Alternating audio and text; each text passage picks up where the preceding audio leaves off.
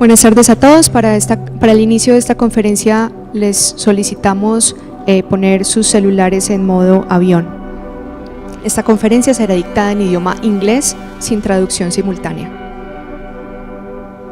Hello, welcome everyone.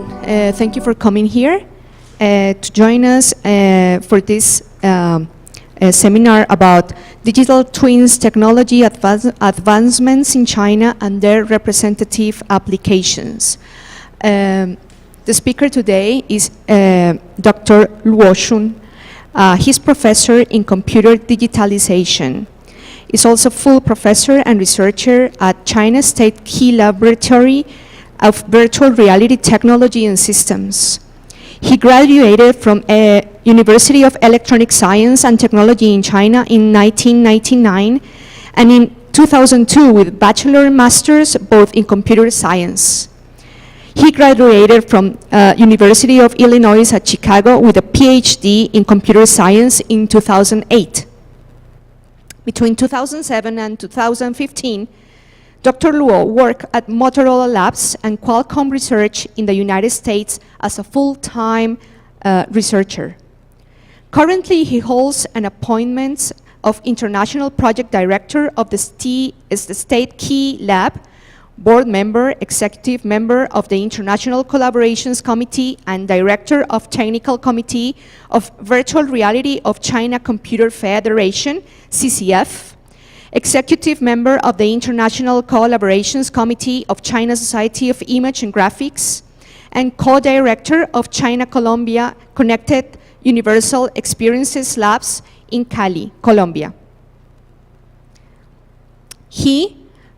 Dr. Luo was IEEE and ACM distinguished speaker. For this conference, we will be talking about digital twins as the natural extension of virtual reality and system simulation. In this talk, the speaker is going to introduce some key DT technologies. Representative applications of DT in specific domains will also be presented. This conference was only made possible with the assistance of Nodo and also the Confucius Institute in Medellin. Thank you very much, Dr. Luo, for being here in our university, and welcome again to Medellin. Thank you. Thank you, Catherine. Thank you all. So I've been to Medellin for 3 times, back in 2011, in 2015, and this is my 3rd time to the beautiful city of Medellin, but this is my first time to EAFIT. So I had a campus tour, and I was very impressed by the environment and the culture and the vibrant spirit here at EAFIT. So Catherine just introduced me, so I will not be introducing too much of myself. We will go directly to the topic.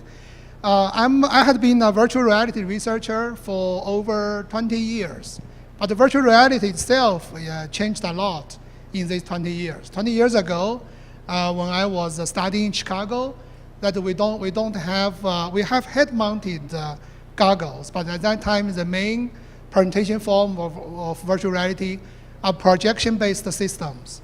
So the projector project images, synchronized images on the walls, which is called a cave system, and then you get immersed in that system, and also applications are quite different. At that time, we're mainly using scientific visualization applications. We are using, we had some like navigational applications, but mainly these ones were supported by high-performance computing servers. And starting from 2007, I was working in the industry on the mobile side, and that's when the second year when the first iPhone was introduced, and we have seen a lot of transitions these years for virtual reality. And in 2015, around 2016, the HTC and other manufacturers drive the price down of head-mount displays, and now that one really made virtual reality available as a consumer electronics equipment for households. And then just 1 year ago, Facebook changed its name to Meta. Closer? Okay. So Facebook changed it to the Meta, and now people are talking about the metaverse. So these are the name changes for virtual reality. But if you look at the technology, it started from computer graphics to interactive technologies, and then to now with a more hybrid technology combining artificial intelligence, high-performance computing, big data. So that changed a lot. So today I'm going to report to you in the China context that what are some of the applications developed at our lab, and what are the recent progresses on the Chinese front.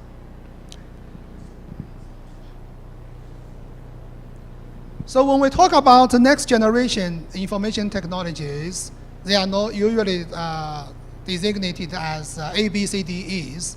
A is for artificial intelligence, B is for blockchain, C is for cloud computing, D is for data technology, and E is for edge computing. And these fundamental technologies add together and have a lot of systematic and application scenarios. So virtual reality is one of them, and the more evolved version of virtual reality, including digital twins, and now the metaverse, are basically the combination of these fundamental computing information technologies. So the ABCDEs are the building blocks, and they made up the virtual systematic technologies like virtual reality. So let's imagine that between Latin America and China, that we can communicate and understand each other's culture without a lot of understanding of the language. So here I give you the example. This is a work done by my graduate students 4 years ago, actually 5 years ago. They are from Colombia, and they created this virtual film using avatar technology. So they built their own avatars. You can see these faces, 3 of them are Latin American students, and the last one is me. That was me like 10 years ago, so it looks younger. And what we are doing is we are trying to make people understand the story of a Chinese poem. So this poem is by the very famous Chinese poet. His name is Li Bai. It's like 1,000 years ago, and this poem is about homesickness, that's missing your family. So I will play the video, and you can have a sense of cultural immersion here.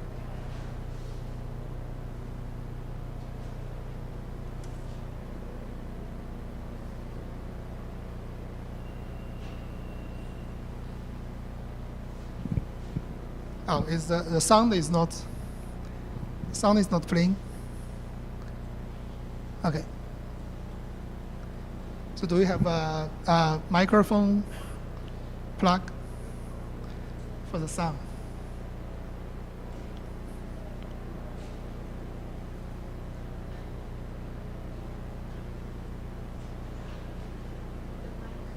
Oh, okay. Okay. So let's do this.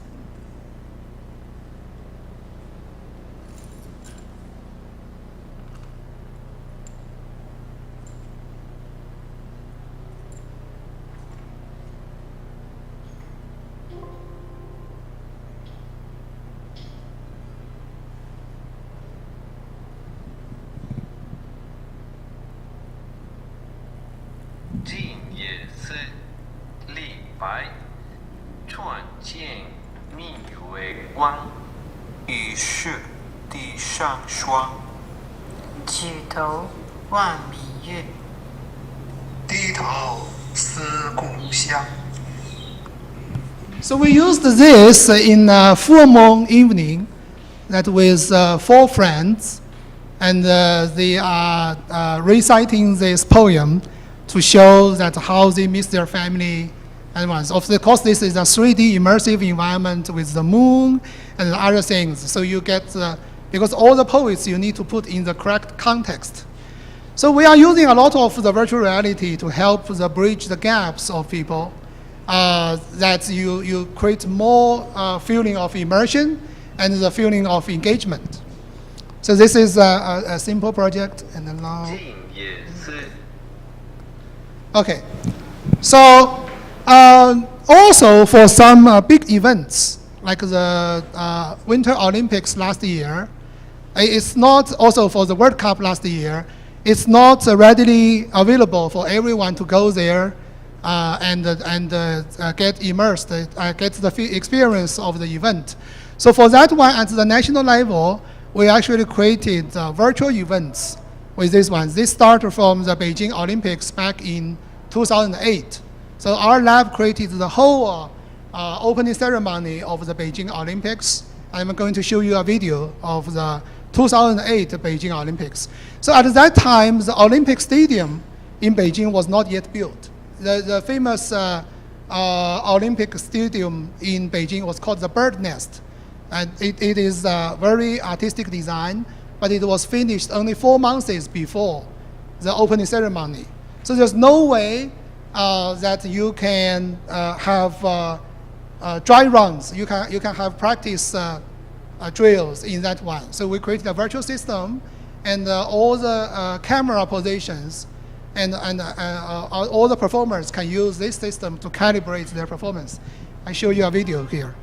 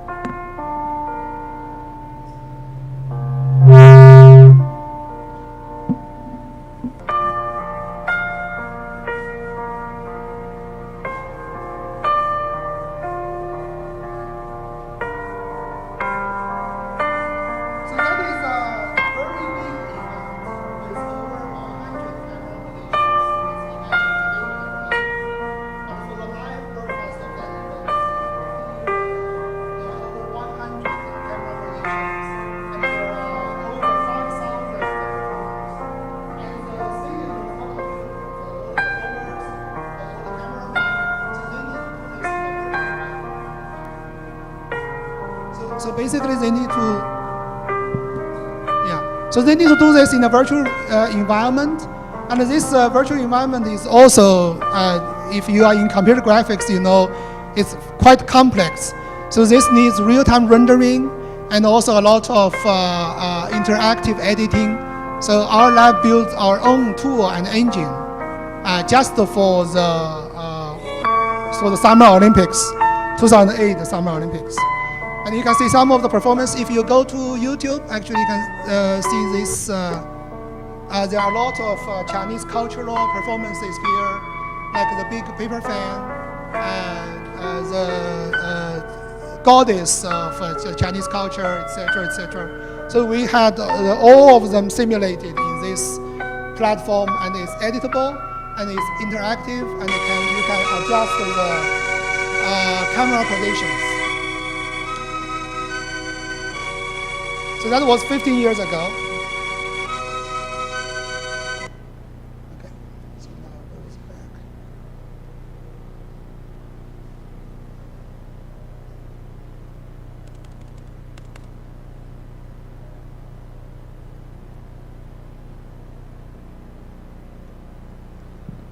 So we all know that the Silk Road, right? Silk Road has the objective of connecting people on the Silk Road, so connect the Chinese with people from other countries.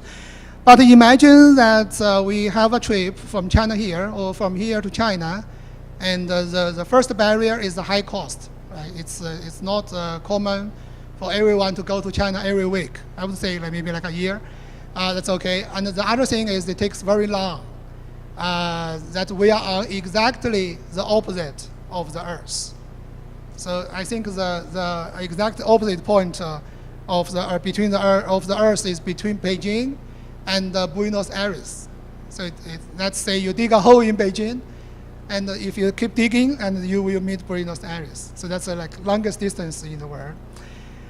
For me, it took like 40 hours with several connections to come here to Medellin. So it takes a lot of time. because of money and time, very few people can benefit from experiencing each other. We all using Chinese products. Some of them we are using Chinese products. A lot of laptops and iPhones are actually manufactured in China, and you are using a lot of other made in China stuff. But you don't really have a lot of Chinese friends, and you don't have access to a lot of live Chinese events, etc., etc. So with digital technologies, in particular virtual reality and related technologies, we can reduce the cost, and we can short the exchange cycle, and because of this, we can make this available to more people to engage on the Silk Road. Because on Silk Road, one important objective is to make people culturally understand each other, so that is very important. So I give you a showcase project.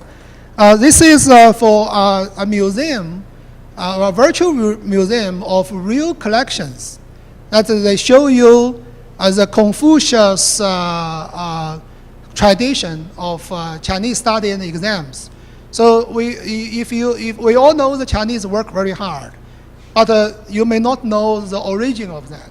So start from 2,000 years ago. So Confucius said, we should make these who study, who perform well in academics, make them public officers. And that's very different from the Western culture, because until the 1700s, the 17th century, in France, you still need to be the son of a nobleman that you can serve the public. But in China, in 2,000 years ago, they say, we make the mayors who study, who scores the highest in the language test, who scores the highest in the physics test, who scores the highest in the mathematics test. They are promoted and they can earn a good life. So if you know this thing, you will understand why there's the Confucianism, why Chinese people study so much, and why they value academics so much.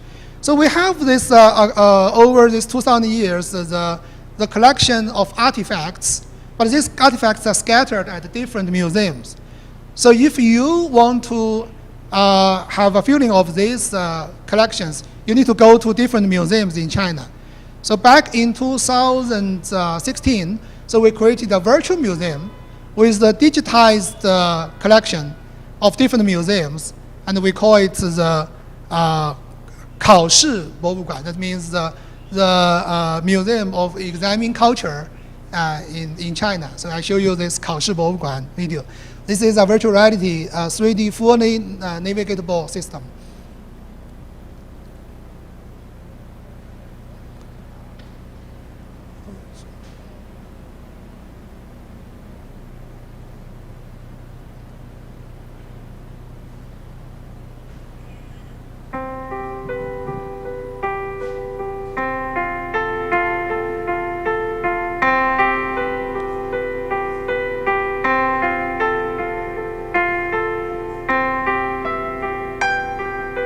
So it starts from the Qin Dynasty, Han Dynasty, Tang Dynasty, and we put all these collections of the antique artifacts there.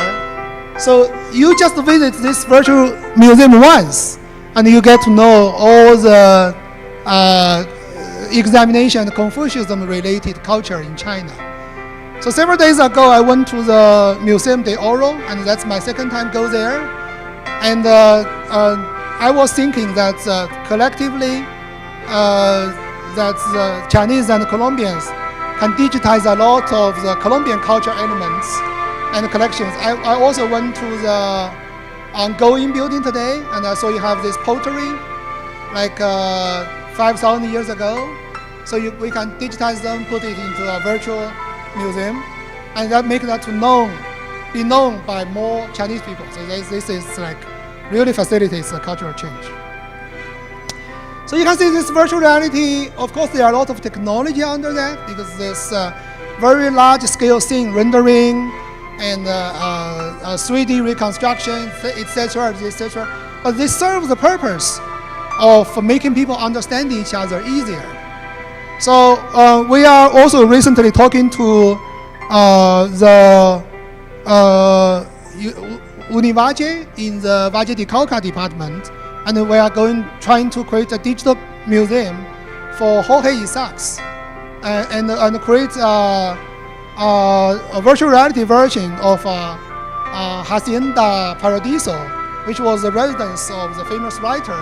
So all the Chinese people can actually go into this virtual residence, and they take a look of the Colombian culture elements.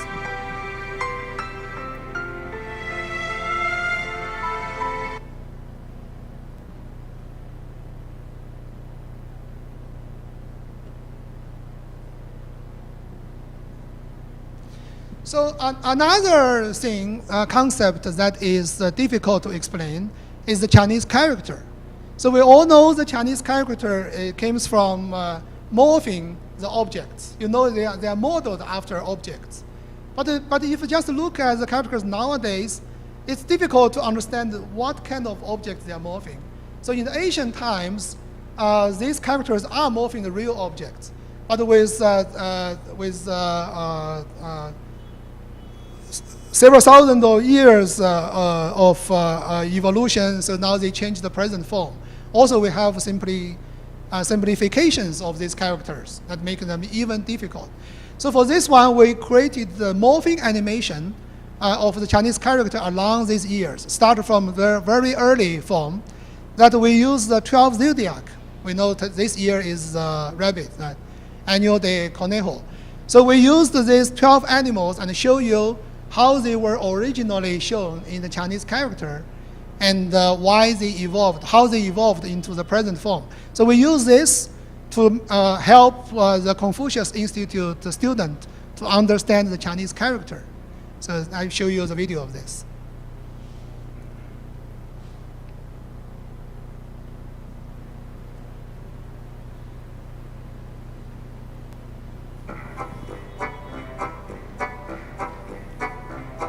龙是古代传说中的灵异神兽，古人认为龙是灵虫之长，能心灵治愈。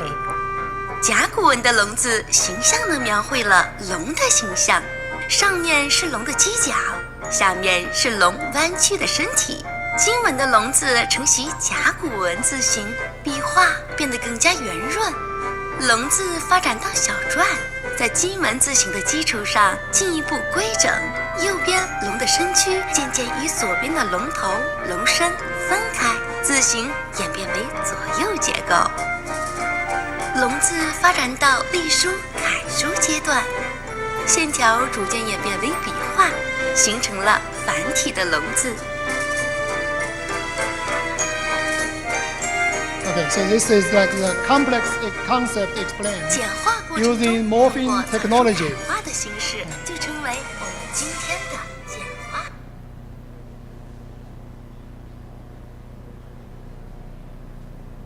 Okay, so what else?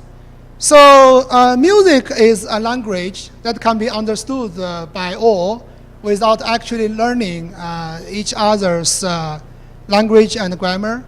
So if we understand each other's music, that we will have the sympathy of the other people, right? So, so for this one, we choose representative instruments of China, and here we choose a very particular traditional instrument. It's called the bianzhong, which is the campanas, the bells. There are 65 of them, so they were found in a very ancient tomb back in the 1960s, I think. And the China's Central Music Conservatory recorded the sound of these bells, and we make this sound with the bells, so everyone have access to these bells to play their own music. And I'm going to play a music which you may be familiar with. So let me show you the music.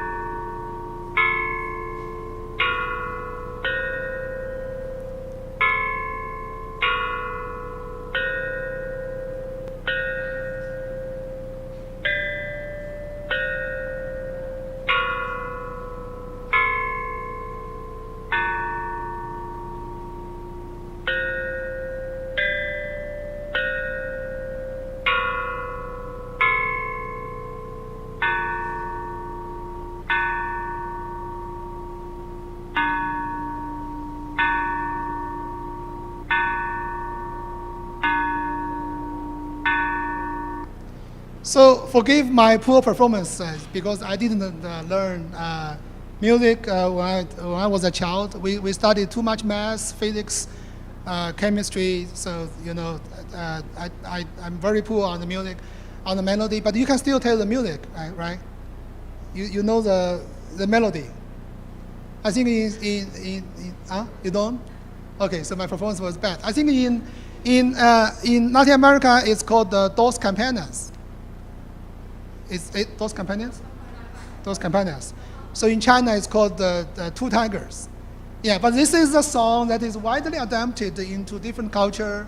It was originally invented by the French, composed by the French, but now everybody, they say if you meet anyone on a train and you just hum this melody, and they will just recognize.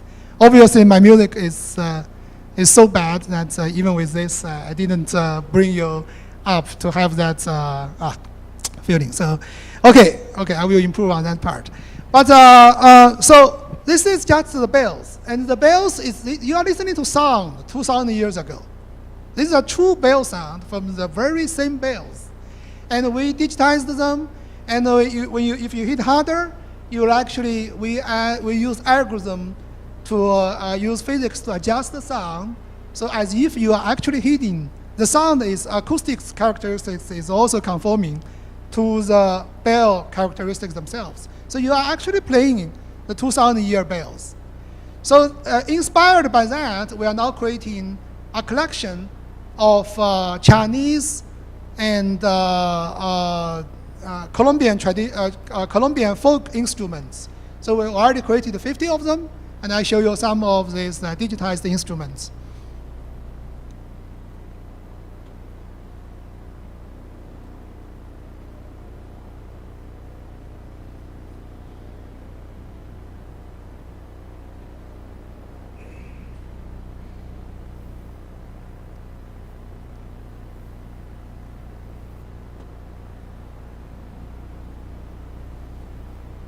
So this is the marimba. So now we are working with the Xi'an Music Conservatory to basically add sound to these instruments, and everyone can play. So that is the idea that you can play a Chinese folk instrument, and you get to know the Chinese culture. And we can also play the Colombian marimba, and we get to know why the salsa is so passionate, and why the other things. And this is easy to, very inexpensive to access. So we plan to roll this out to Confucius Institute for people to just use, so they get a better sense of cultural immersion.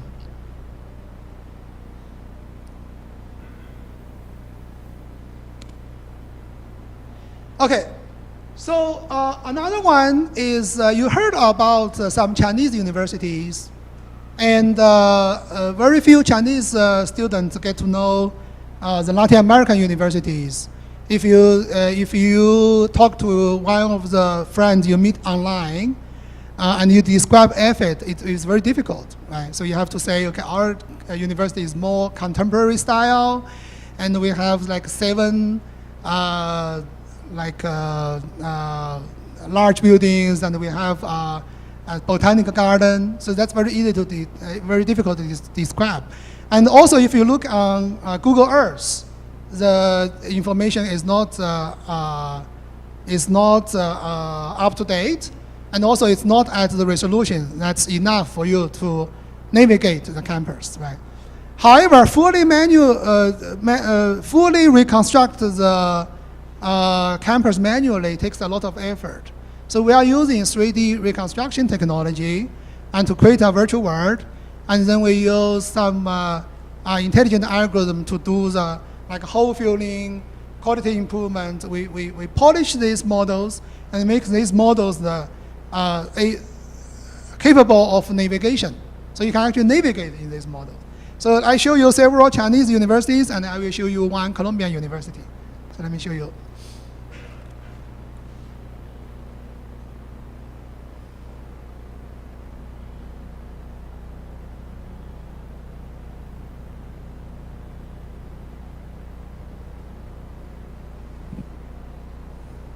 So here's a Chinese university, and you can see the buildings, you can see the students captured by the camera on the playgrounds. They are playing they are playing tennis, and you can see the library.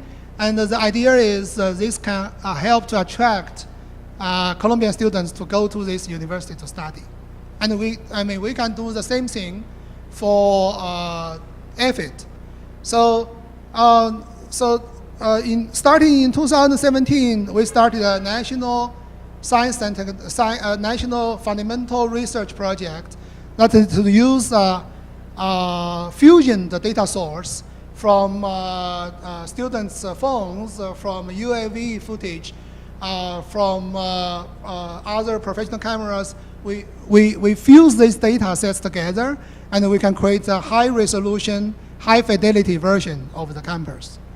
So that project has been completed, and we can use this to build many campuses. So our goal is to build 50 of them, so you can get to know like the Peking University, like the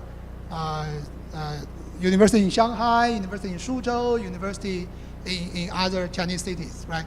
And also you can, not only you can just have a God's eye view of it, you can actually do a first-person view of that. You can just get in and walk into the library, right? And now with digital twin, we can also incorporate with some video footage in the library. You actually see people studying in the library, right? So I show you another university that we reconstructed in Colombia, in Cali. That's the San Diego Cali University. So this is San Diego Cali University campus, and you can see that we reconstructed the trees, the buildings, and the laboratories.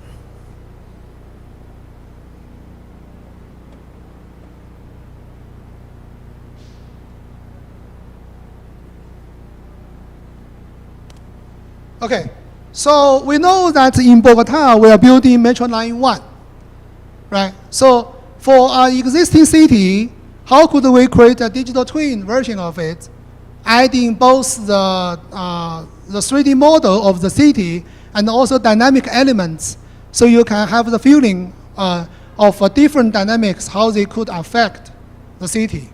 For this one, we created the digital cities of several Chinese cities, and we also created 2 Latin American cities. One is Quito, and the other one is Cali, right? So I will show you that we show how Quito could be improved with some of these undeveloped communities reconstructed with contemporary buildings. I'll show you the video here.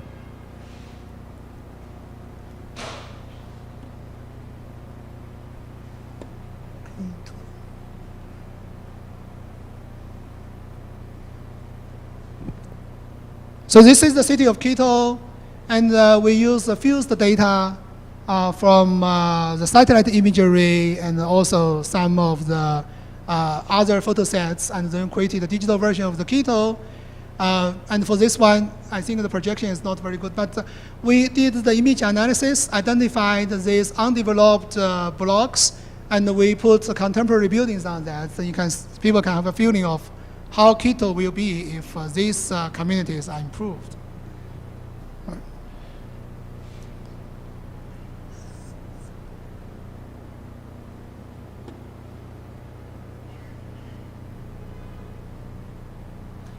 And so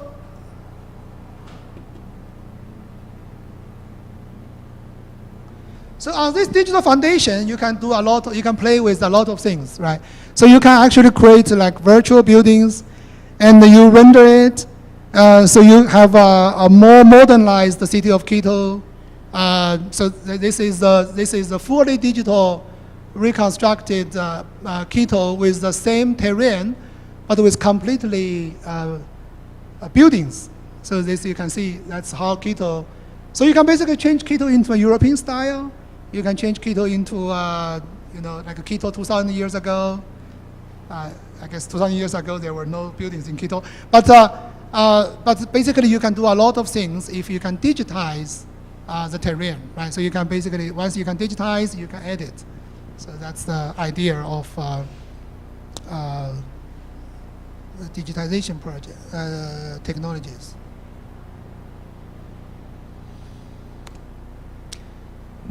And here, what if we combine the real-time video with the digital 3D model? So here we show you in that we use the 3D reconstruction technology to create the digital foundation, and we use the surveillance video, the monitoring video imagery, but do 3D projection onto that, and you get a God's eye view of what's going on live at these venues. So we created two scenarios, one in Beijing, the bullet train station, and the other at the airport in Guangzhou. So I show you the video of these two live ones.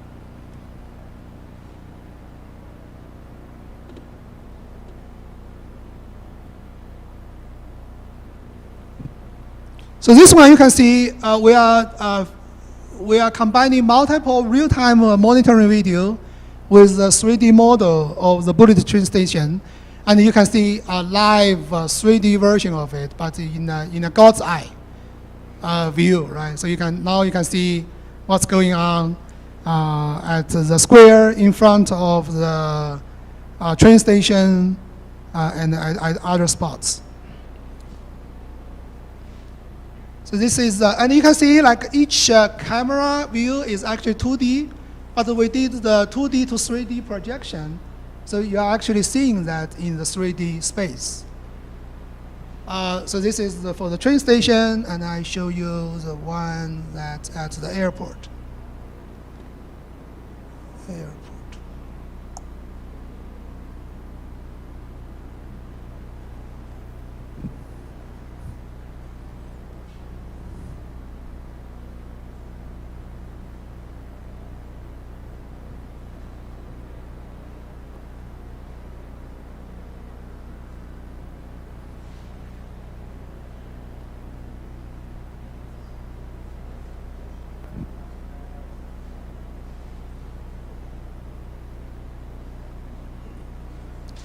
So let's say you combine all the security camera footage on EAFIT campus, then you can see a live EAFIT.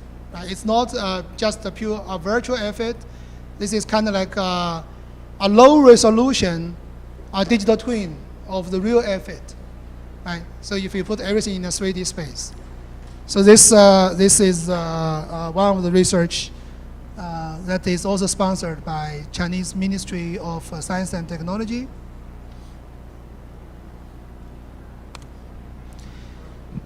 And here also for the medical training and the virtual surgery. I think I met the professor here at EAFIT and Christine. Yeah. So he's doing similar research, but I show you on the Chinese side what we have done. So we did two things. One is for the dental school, the training for the nurses. The other one is minimum invasive surgery. That's the virtual patient, and organs are completely digital. These are not real patients. These are virtual patients. So we can just do whatever symptom. And you can do that. I show you the video for this.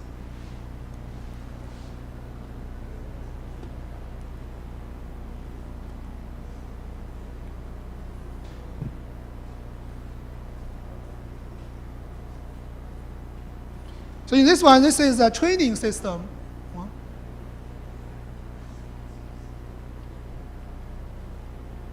This is a training system for nurses, and how do they practice dental cleaning. They can do some conversation with the virtual patient. The virtual patient is completely digital human, and now I think with these tools like ChatGPT, you can actually have like very smart answers for you. You can practice the conversation. And here we digitized all the equipments. You choose this and use the haptic device. You can actually operate on the virtual human with the force feedback. So here you start to operate.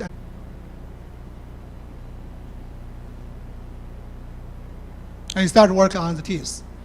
Here is the real scientific part. So if you want to simulate the teeth and simulate the skin, so you need a lot of real-time calculation of the skin and the teeth, and you need to give the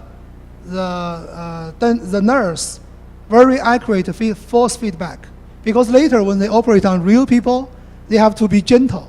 They cannot practice on the fake system, and later when they work on real systems, the skills are not transferred. So here they first put the amnesia, the patient, and then they start to do the cleaning part.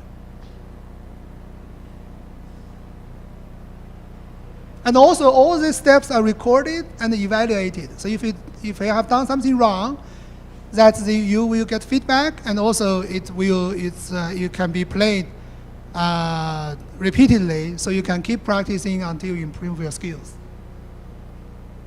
So now let me move to.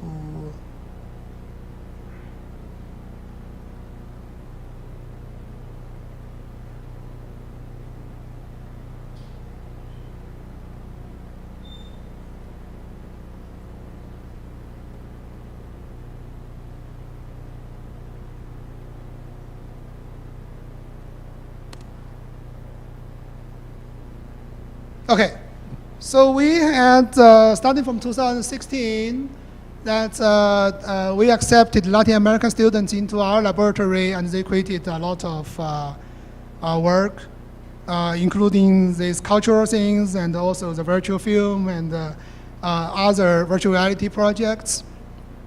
So every year we also invite two Latin American scholars to visit China and attend our Chinese National Virtual Reality Conference, which is called China VR. And 5 years ago, we also started China VR had a history of 20 years. And 5 years ago, we also started the China competition on virtual reality. It's called the CCVR. And last year, we have 1,000 teams participating. And this year, we are starting to, so that one has a two-phase, it's a two-phase competition. First at the provincial level at different provinces in China, and then have a national level of competition for the finalists. So this year we are trying to add two regional competitions, one in Colombia and one in Ecuador. And the winners will be joining the Chinese final competition and compete with the best student in China. We believe this is like a World Cup that you play with the strongest teams in the world, that you actually get the best experience. So that's so back in 2018. So we tried to start a virtual reality Silk Road consortium, and we had 18 universities joining that. Some of them from Colombia, some are from Ecuador, some of from Peru, and we started that one. And our plan was from 2018, in 3 years' time, that we will build a connected network, that in virtual reality, with the universities. And we worked on this really hard. We set up the first joint lab. Not just joint lab, but I visited Cali 5 years ago, and we started this effort. So our plan was to do that in Cali, in Bogota, in Medellin. And in 2019, that we had a summer school in Cali that we sent 9 Chinese professors to hold an annual conference called the BRICIT, the Belt and Road Information Technology Summit. And that was 2019 was the first physical one, and 2020 and 2021 were virtual. And you all know that last year China was locked down. So we are going to hold the the fourth Brexit conference this year. And we will have one site in China and one site in Colombia for this one.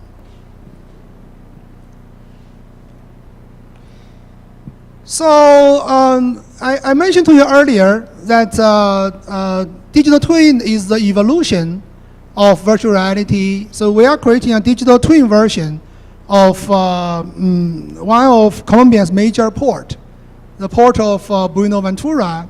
So Colombia, we all know, it's a country with two oceans. We have the Atlantic, and we have all the Caribbean, and also we have the Pacific. So now China being Colombia's number 2 trading partner, there are more and more Chinese, Colombian goods and merchandise export to China in the Pacific port of Buenaventura.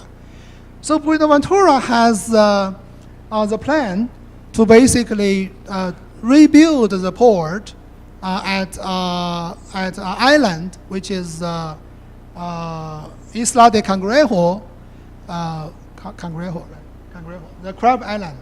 So, so you can see on this one, I think the color is a little bit off, but you can see that the island there is still not developed, right? So they plan to build a new container dock there. But we all know, we know that the Bogota Metro Line 1 took 60 years because, so to make the public understand what the Metro Line will be takes a lot of effort.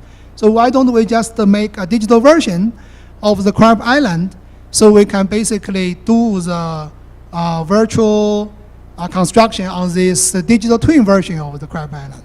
So we already built a digital twin version of the Crab Island, and so that is that we can do a lot of simulation on that. I think I actually have a Crab Island. I don't have a Crab Island video, but I can show you a video that other people created for the in the Middle East. So in this way, you can have a sense of how digital twin Crab Island could be used to show you the future version of a Colombian intelligent port.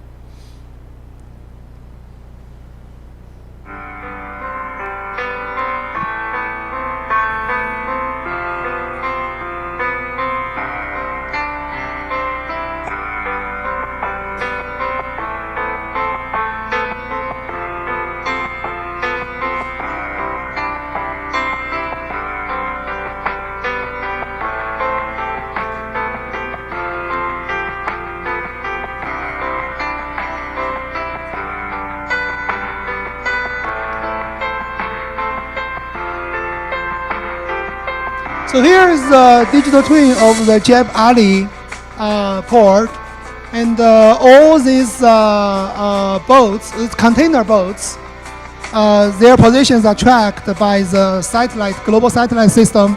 So they are digitized, and you can see in real time they get into the port, and these tugboats push them to the loading dock, and these cranes basically unload these containers from the boats.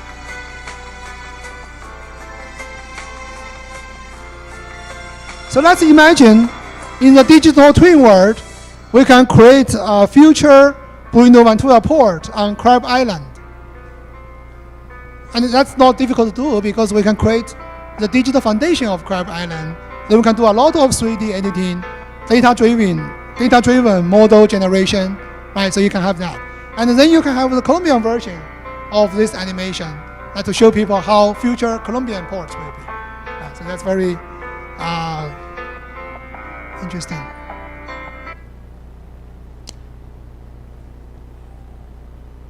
So for this one, before the pandemic, in 2019, I actually traveled to Buenaventura, and we flew drone to collect the data sets and try to and use this to do a 3D reconstruction of Crab Island.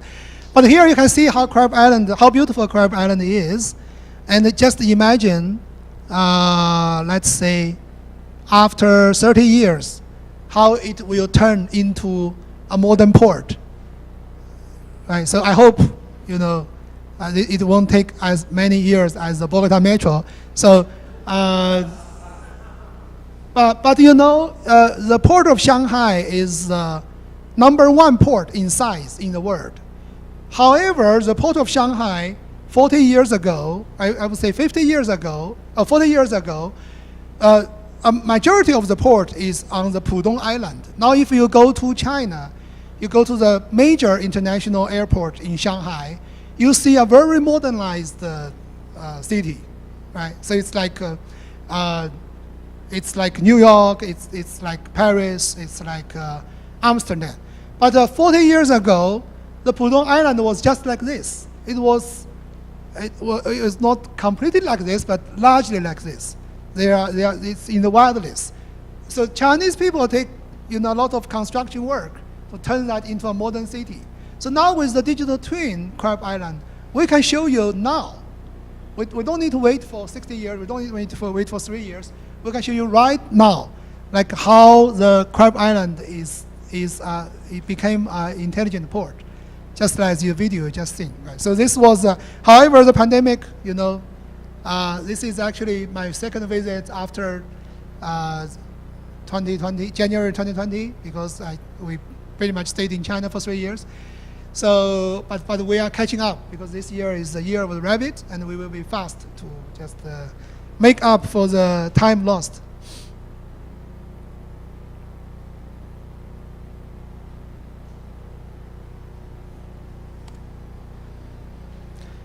So we had also a project during the pandemic when we were trapped at home that we used a game design to design the way how you wash your hands, how you disinfect your furniture, and this one was a joint effort with students from Colombia, from Brazil, and from China. We created this kind of a game for people, but it's a good. Technically, it's a good thing, but psychologically, it's not good. So that's why I think from a game design perspective, it was not very widely accepted. But anyway, we did that. And that's a is an international effort. And another thing that we are doing is the coral ecosystem preservation. This is my personal project. I do this in Hainan. It's a tropical island in China that have beautiful sceneries for coral reef. However, in the past 20 years, the coral reef ecosystem was largely damaged by pollution and overfishing because the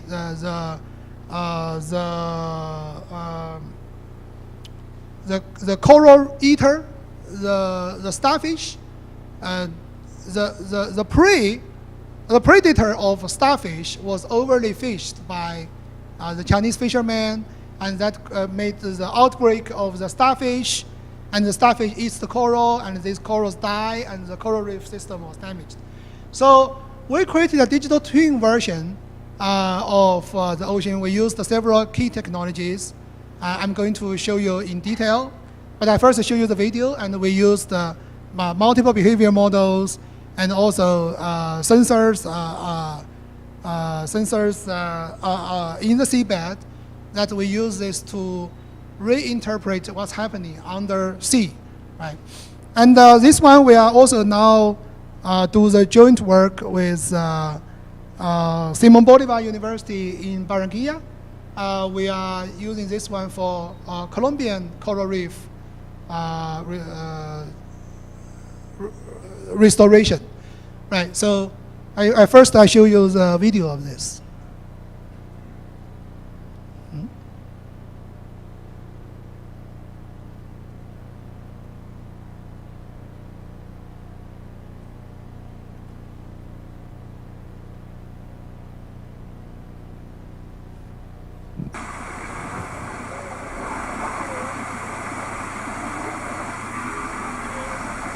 So here is actually, it's a digital twin system that everything is created using data-driven rather than just animation. So all the fishes are collected by the acoustic sensors, samples of the number of fishes, and we just put this in the digital twin generator, and we can generate to show you what's in China's Hainan province. This is underwater side near the city of Sanya, which is China's southmost mainland city, and we show you what's happening underwater.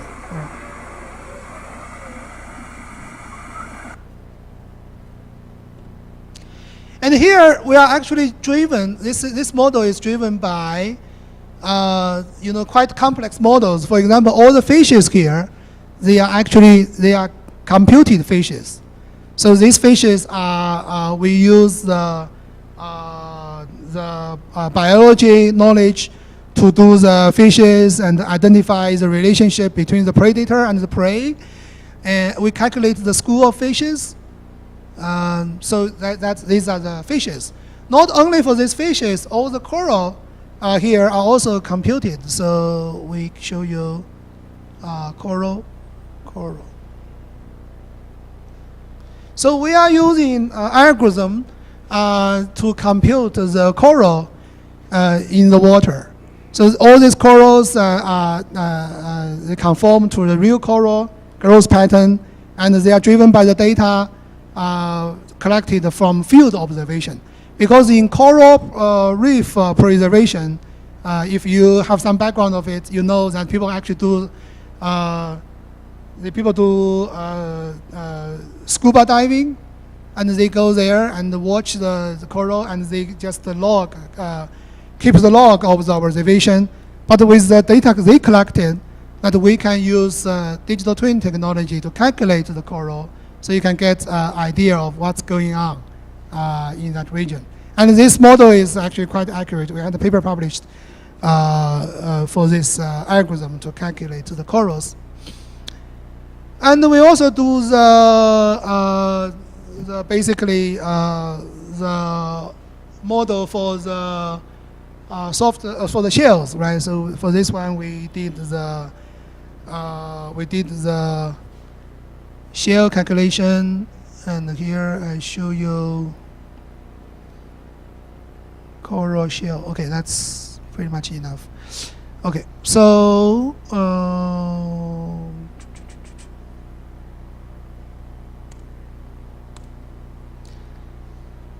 so in 2009, we started to build this connected universal experience labs in Latin America. So the idea is in Latin America, there are 33 countries with more than 700 million people. And China is a country with over 1.5 billion people. And they add up, they make like 230 million people. And if these people get to know each other, it's very important, right? So from the technology side, we strive to do things, working with Latin American colleagues to do that. And we made a consortium of 9 other national, a total of 9 with 8 other national laboratories in China. So we created a consortium, and we built this Connected Universal Experience Labs initiative to start work on that. This was slowed down a little bit by the pandemic, but now we are catching up on this.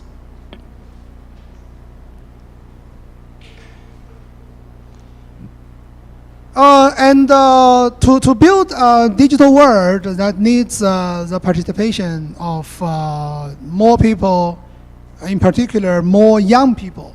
So that's why on the China competition of virtual reality, this is a growing competition. This shows you the 2021 competition. We had 250 teams, and they made the digital version of the landmarks of Latin America region, terrains, and other things. Like in the final contest, 86 teams choose to do the digital model of Brazil landmarks. So this one really helped the Chinese young people to get to know more about Latin America, and that was that year's theme. So we are creating a lot of initiatives on this. So this is basically my this slide. And for the coral reef protection, I'm going to show you a slide with more details.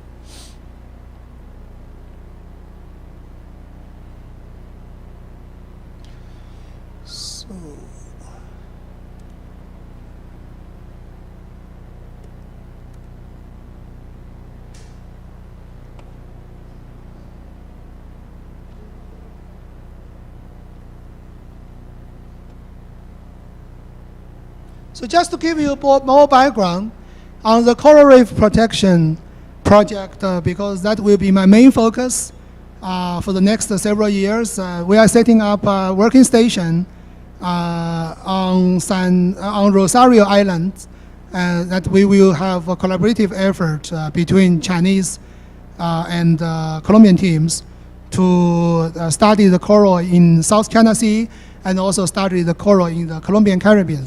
So if you are not familiar with Chinese geography, so the South China Sea basically is the largest sea of China, and it has very rich biodiversity and ecosystems. So for that one,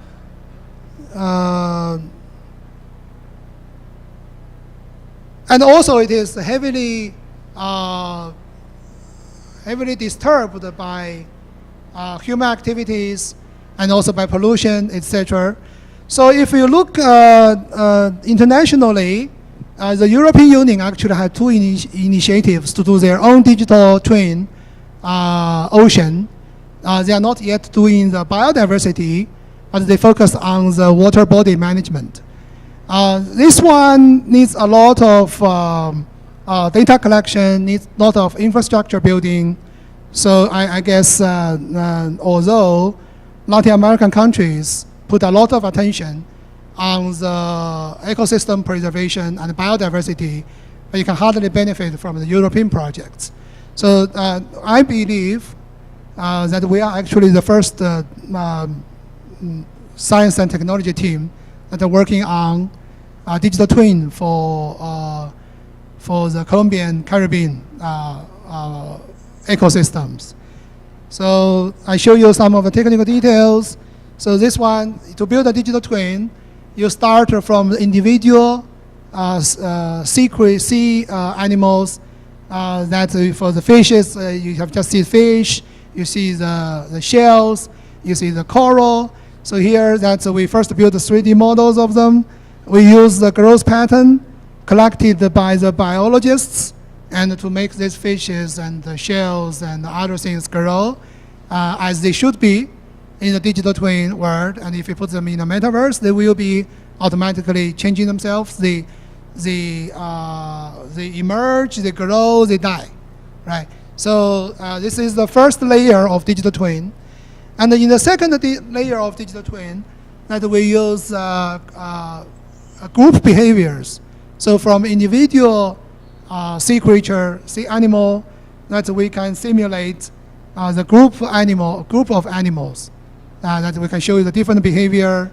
They are avoiding each other, they are following each other, they are avoiding the predators. So this, so combine this one, then you get the digital twin version of the ecosystem. So that video I have just shown you.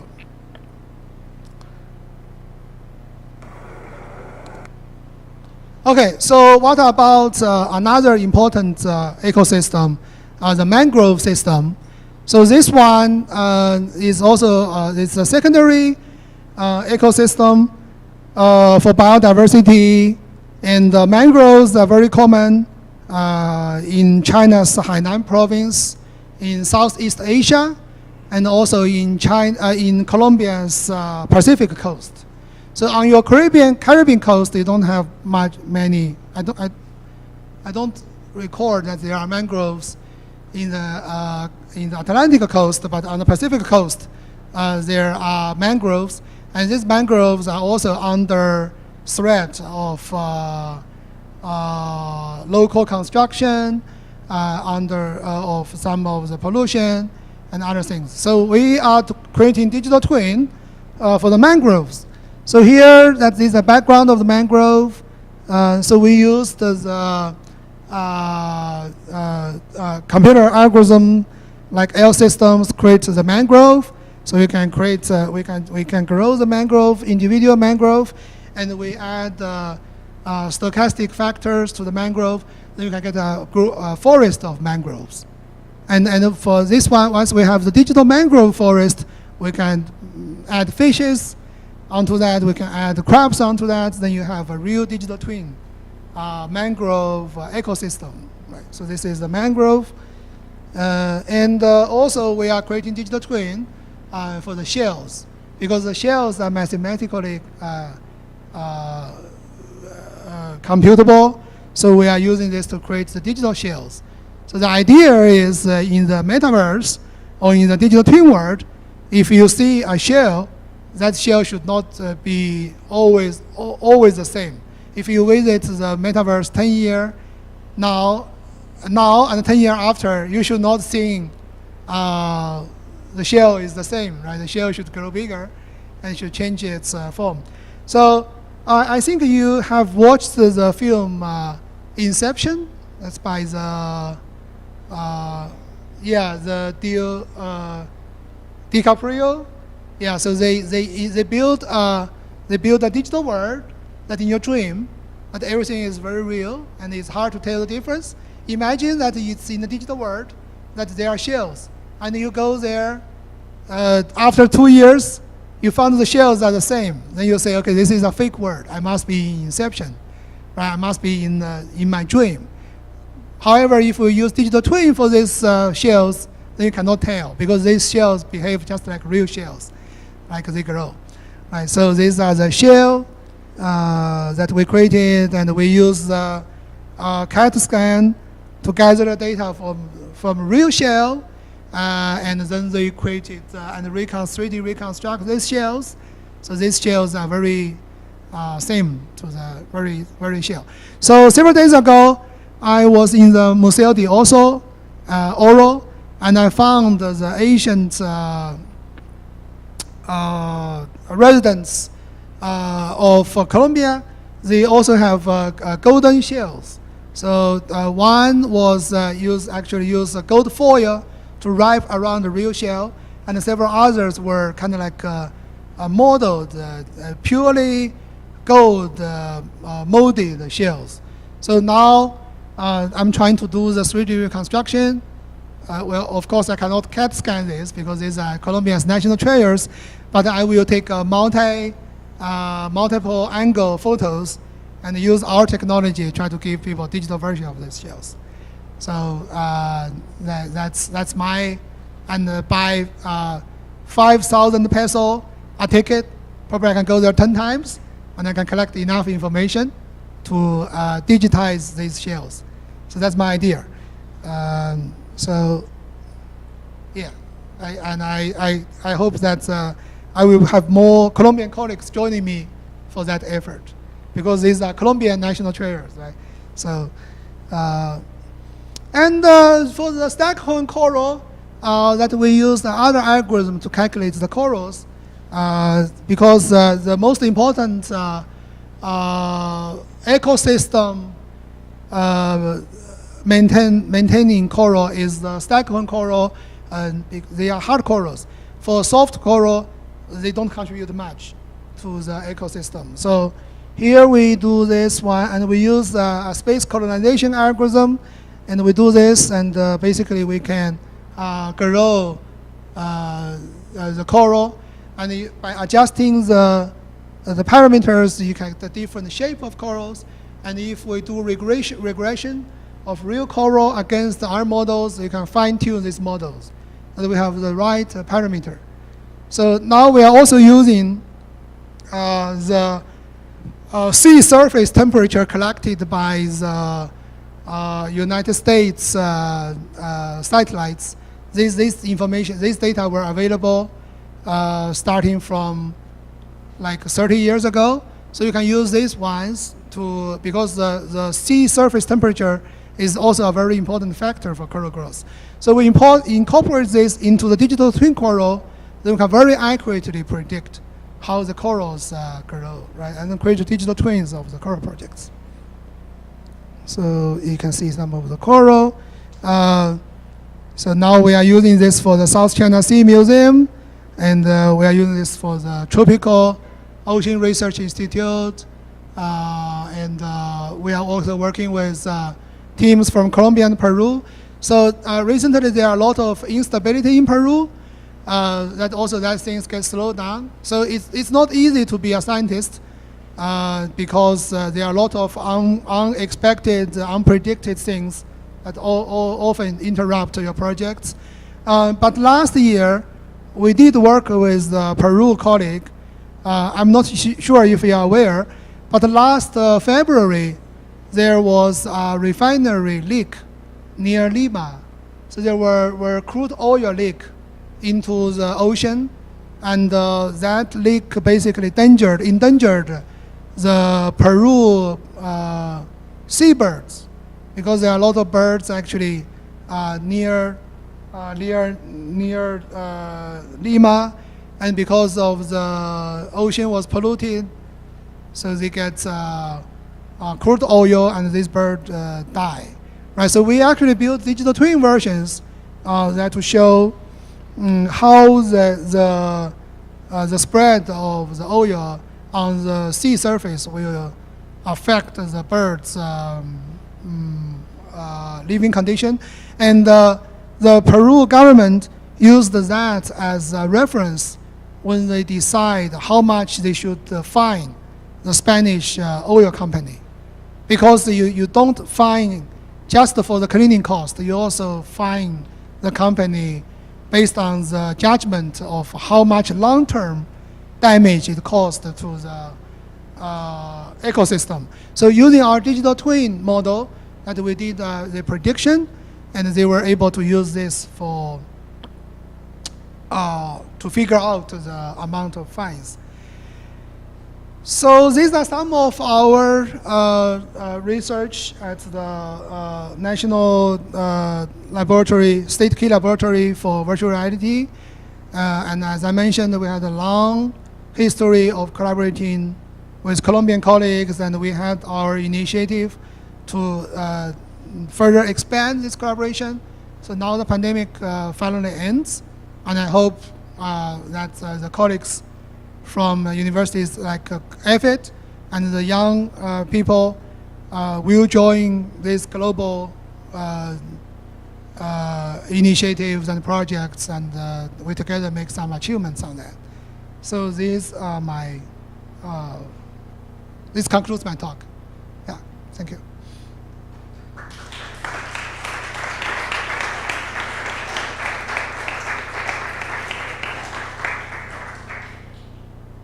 So you can take several questions, maybe?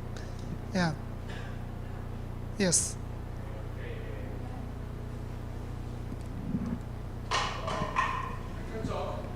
Okay. No, because it's There are people who's watching the stream. Yeah. Mr. Luo, thank you for the time, for the information.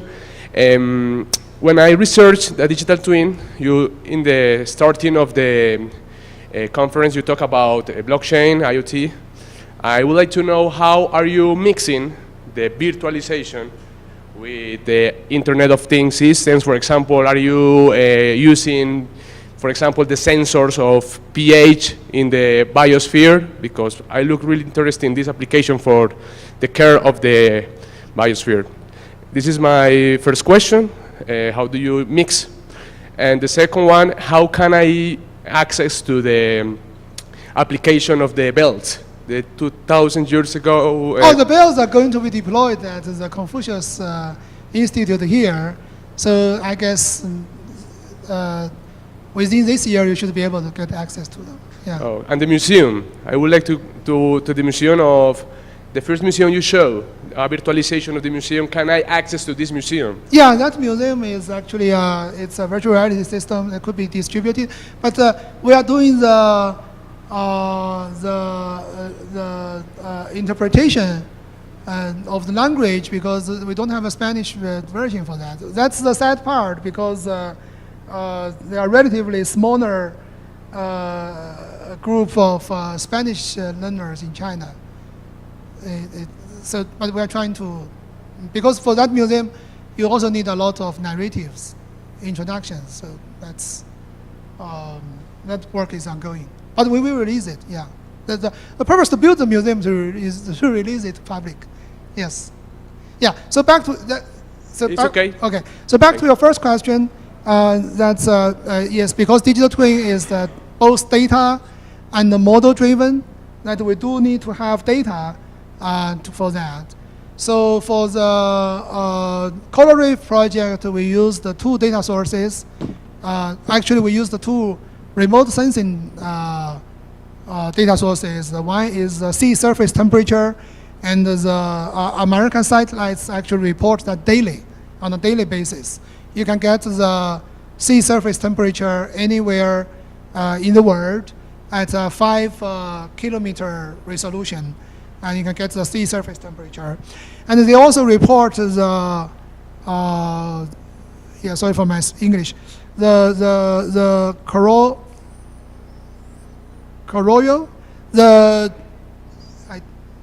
what was that? But that basically that's the green stuff.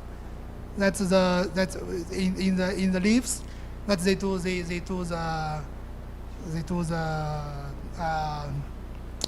turn solar energy into, into nutrients. I forgot I know the word, but I cannot correctly pronounce it. But they also have the monitoring data for that one, using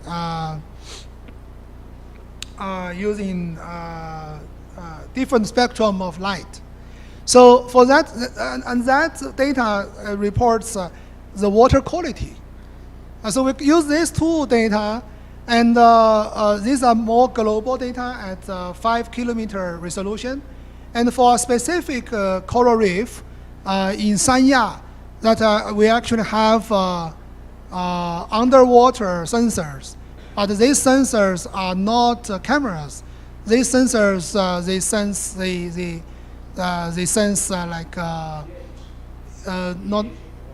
not pH, but like clarity, like some of the saliency, these things that affect the coral growth. Because the pH, you actually don't need to sample at such a local resolution. The pH can be sampled at a much more coarse resolution, and that will be sufficient. So for that one, these are the major data sources we use to drive the digital twin model. But the digital twin model is we don't have a whiteboard here, but digital twin model is a closed loop. That you have data feed in, driving the model, and the model could be aligned or off the physical object, right? So you need to also have observation of the physical object, and then use this to calibrate the digital twin model. So for that one, not only we use sensors, but also the marine biologists, they actually do collect samples from time to time to calibrate our model. So these are the data we use to drive the coral reef ecosystem. And for mangrove ecosystem, that's much easier. Because mangroves, they can be captured by the satellites. So now we have the satellite imagery on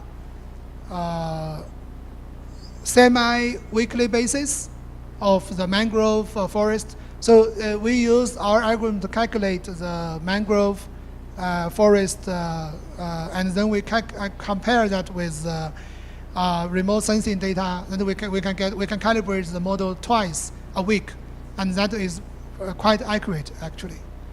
So these are the data that will drive our digital twin models. Yeah. Yes. Yeah. Okay. So.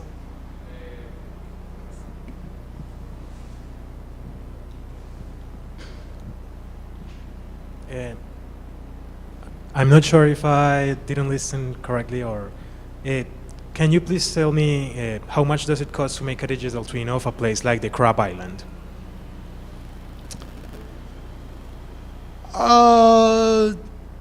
So let's. So if you are familiar with GIS system, you know this information layered, right? So create a digital twin of the Crab Island. There are several layers. The first layer is the terrain layer. The terrain layer that we actually need to use the UAVs and also satellite imagery, but mostly UAVs because Crab Island is a 2 square kilometer island.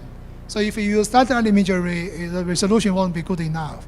So the first effort is basically to use drones to collect imagery, low altitude imagery of the island, and then do 3D reconstruction. That's the first step. And after that, you get a coarse model of the Crab Island, terrain Crab Island, and then we need to run algorithm to fill the holes, to correct some evident errors, and these ones can be done. And this is mainly computation. If you say how much does it cost, it really depends on the hours of computation that is spent on that.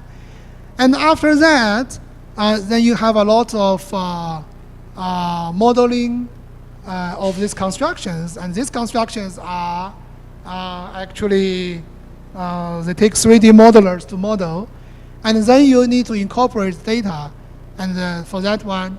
But for Crab Island, it's much easier because it's a future port, so we don't need to use real port data.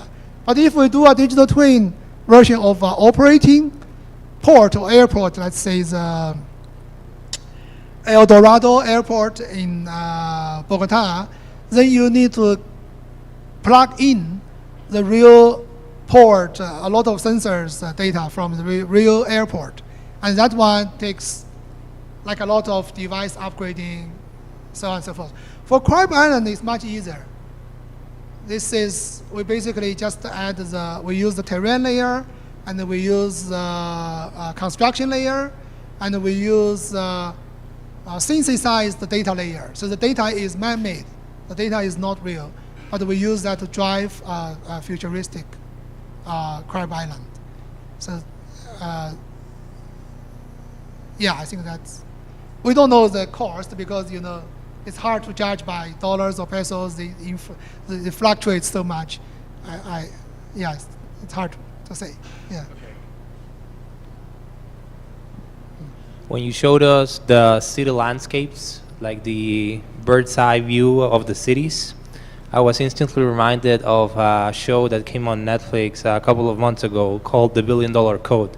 I don't know if you've seen it, or, No. or if you've ever heard of TerraVision, which was like the precursor to Google Earth, right?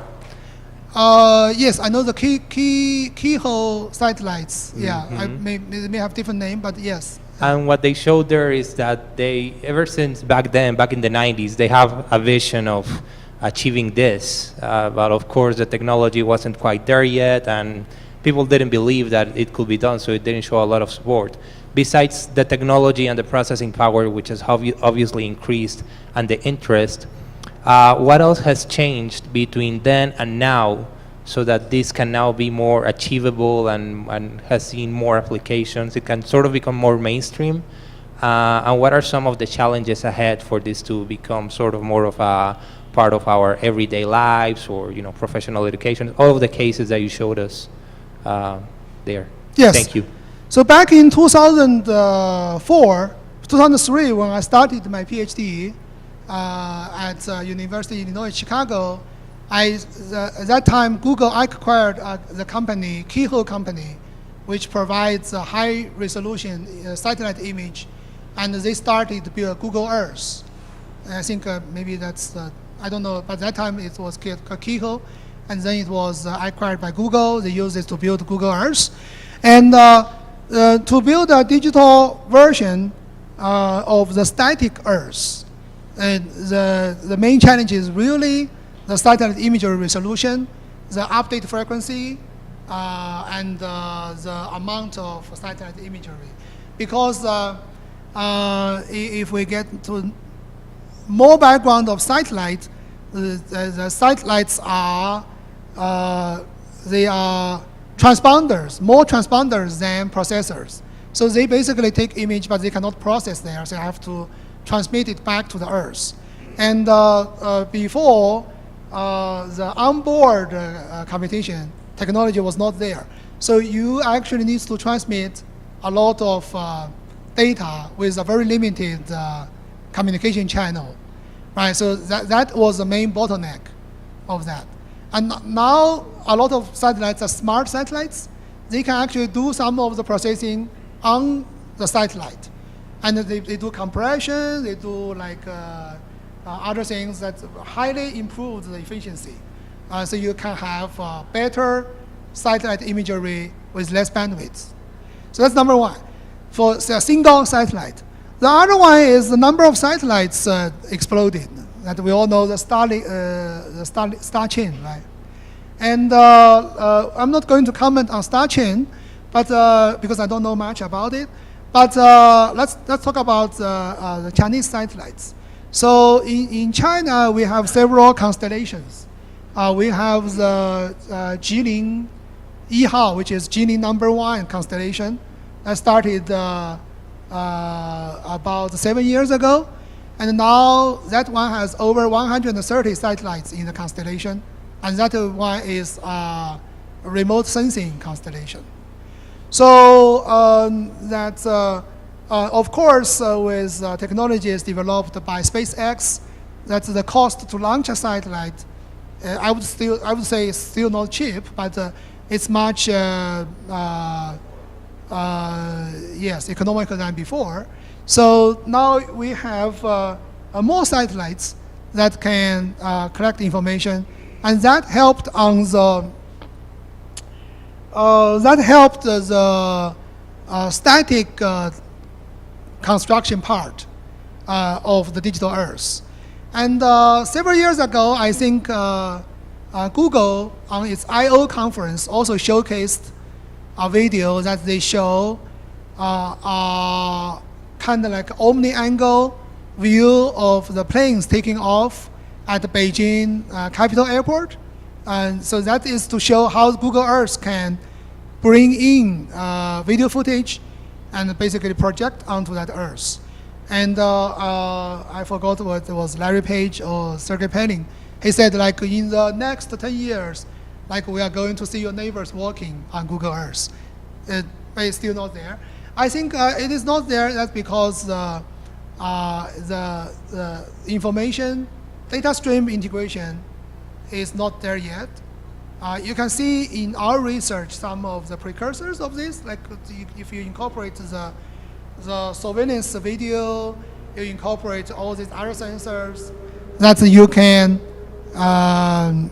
basically have that. So I think if there's more data source available and integrated, then this vision will be more and more true. I don't think processing power is an issue, because you know, we have at least in China, we have like already 7 national supercomputing centers. So they are providing like you know, China and the United States are like taking turns to be the top world supercomputer top lists, right? So doing that. So but the data, the quality of data, the amount of data, and how to deal with the privacy of data, these are the challenges. Yeah, so I think these are the main one. Yes, the social economic factor of these things, yeah. So, yes.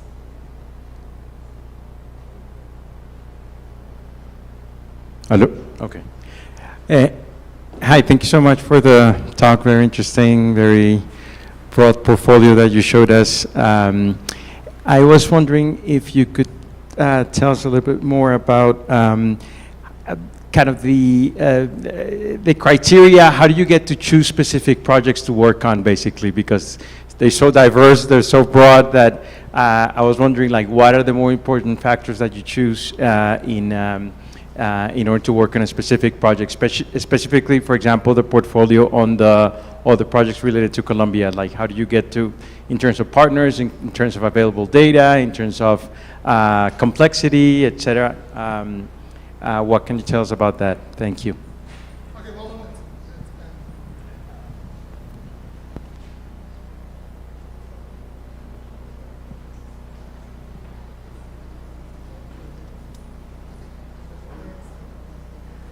Okay, so let me answer your question. First of all, we are a national laboratory. We have over 60 full-time researchers, and with US dollar, more than 20 million US dollar annual spending on research. So some of the projects I show you are done by my colleagues, and you can see that's why they span from virtual museum to large-scale simulation systems to these ones, right? So that's why you see a lot of these projects. And for my personal research interest, that was largely driven by my personal experience. So if you watched the movie Slumdog Millionaire, that people always have the question, why do you have so much disconnected things logically connected in your life? And I think at least some of my research projects were driven by my personal experience. So 13 years ago, I received an email when I was still an IEEE distinguished speaker.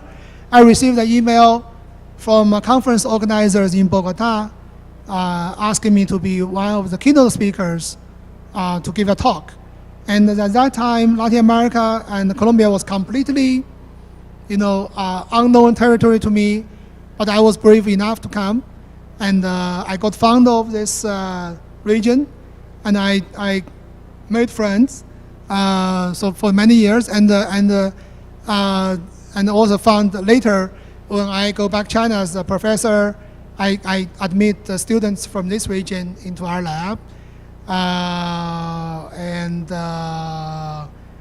More recently, when I was doing the coral reef research, then I noticed that there's also an initiative in Colombia. It's called the Corales Minenes. So they're trying to plant 2 million corals in the Caribbean Sea. I say, exactly, our technology could be used on this. Then I approached people within my network, then they helped me to find the contacts, and I talked to University of Simon Bolivar, so all these things are, there are lots of incidents, but it adds up to be, your chain of life. Yes. Yeah.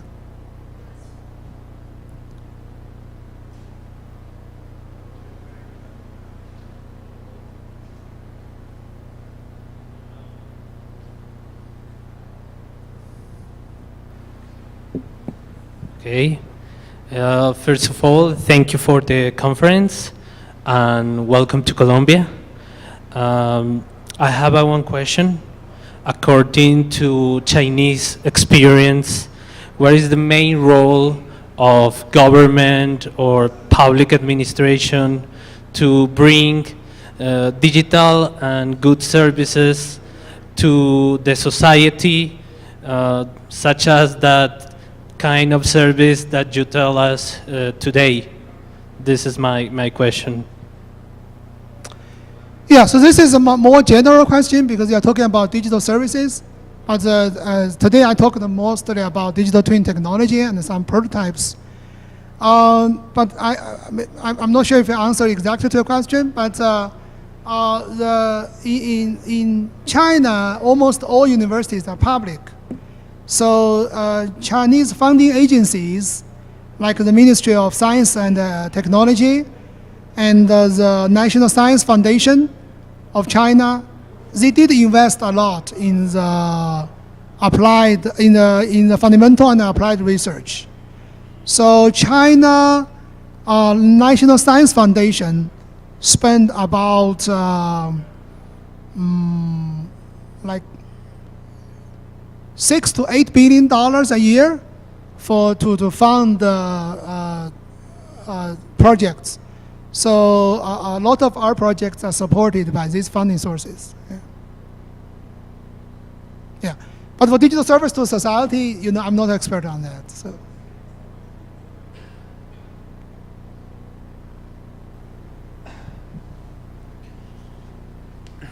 Good evening, and thank you very much for the interesting conference. I was wondering if you have knowledge about other kind of projects with digital twin technology and virtual reality that are focused on social issues and social problems, as for example waste management, maybe a social kind of issue like teenager pregnancy. These kind of issues, have you already have any project that has this kind of focus? That's the first one. And the second one is that if you could tell us a little bit more about how this project that can develop digital twin of a city can be used or has been used in your projects for solve city challenges. For socio-economic problems, I'm not sure if digital twin is the best technology for that. I would say maybe big data and artificial intelligence are more suitable for that. I know I have colleagues working with psychological disease treatment using virtual humans conversing with you, but these virtual humans are conversational bots. They don't actually have a 3D presentation of that. And their study show actually 3D presentation does not matter much. So that's for your first question. And for your second question, yes, we have done some preliminary research using the digital twin city of Bogota, and we did the simulation, the traffic simulation, to see if we add Metro Line 1, how that will affect the traffic pattern of the city. And you can imagine that that's something that always could be simulated. The challenge here is how could we make sure that simulation is accurate. So for this one, the Metro Line 1 operator will be Xi'an Metro. So Xi'an is a big city in China, and the Xi'an Metro was chosen to be the operator of the Bogota Metro Line 1 because they had a proven record of efficiency. So Xi'an Metro gave us the data of a lot of passenger data, not data of the individual passenger, but passenger as a whole, like the traffic flow, how they make use of the line, how they what are the peak hours, etc., etc. And we use that to drive Bogota Metro Line 1 simulation, and we show results. And here's the interesting part. If we want to do very accurate prediction, we actually need to collect the information from Transmillennial. But Transmillennial is operated by a company that is not friendly to Metro 91. So this is the part. So in Colombia, we do have isolation of data from different entities. I would say that is not a problem in China, but it's less a problem in China. So, so that's, I think for digital twin, you need a lot of data sources. If you don't have access to them, that will largely affect the accuracy of your digital twin model. Yeah. Thank you very much. Yeah. Okay, so I think that we conclude the Q&A. Okay, thank you very much, Dr. Luo, for your insightful presentation. Y también muchas gracias a todos por hacer parte pues, de este espacio sobre tecnología y sobre los avances que tiene China en este sentido. De nuevo, muchas gracias y una muy feliz noche para todos.